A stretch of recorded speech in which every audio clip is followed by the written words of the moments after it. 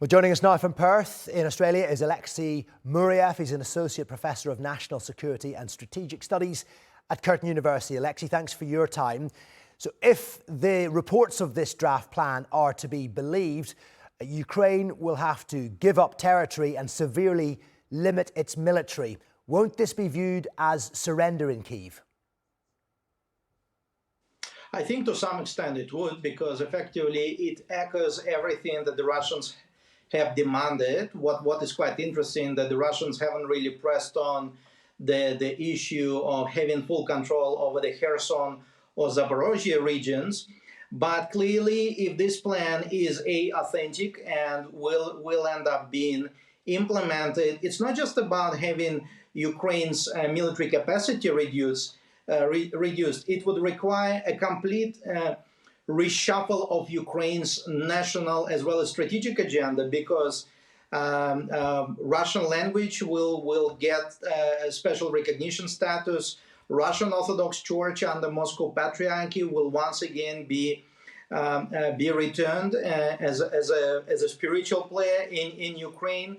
Effectively, Ukraine's neutral status will be confirmed, even though there are talks about security guarantees from the United States, etc. But the fact that no presence of foreign troops is a part of the conversation, that's effectively what Russia wanted right from the start. So Ukraine can effectively kiss its aspirations of joining NATO or having some sort of a robust defensive infrastructure on its territory. And the Russians would certainly treat it as victory.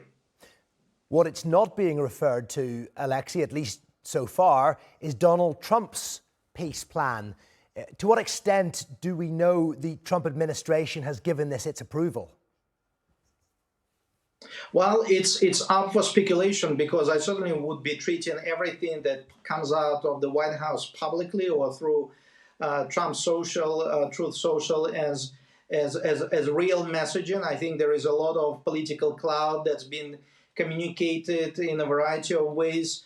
The fact that the Russians did not show up in Istanbul, and it's also an interesting twist, because they demonstrate to Zelensky that he will meet with them when they will be ready, when they will want his assistance or his attendance, not the other way. So.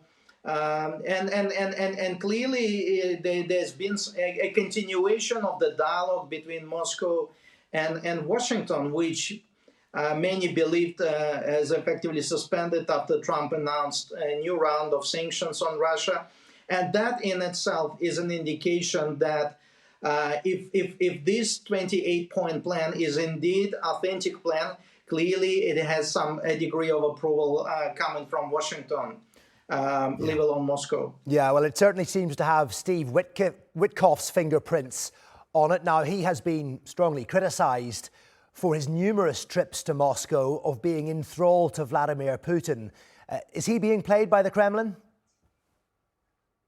Well, I'm not really sure whether he has been played by the Kremlin. It all comes down to what is Trump's vision in all of that, because Witkoff he is not a standalone player. He is a key messenger, a trusted source of the U.S. president, and I think one of the key points here is Trump is not interested in just having a peaceful resolution to what he declares the eighth conflict that he wants to put to its end. He doesn't want to see a further alignment between Russia and China. He thinks over the horizon. He thinks that the future priorities of his country are in the Pacific. He wants to sort of finish off with the business of managing European strategic affairs, leaving it to the Europeans.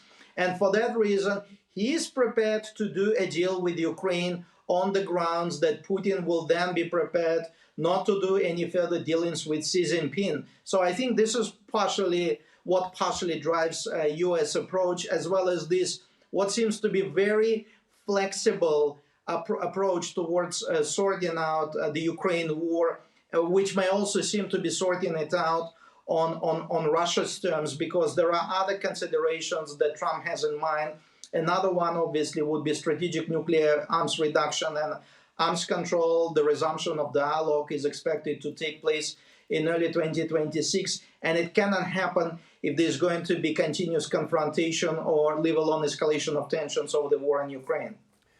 Alexey, good to have you on TRT World. Thanks for your company. Alexey Muraviev there, joining us from Curtin University in Australia.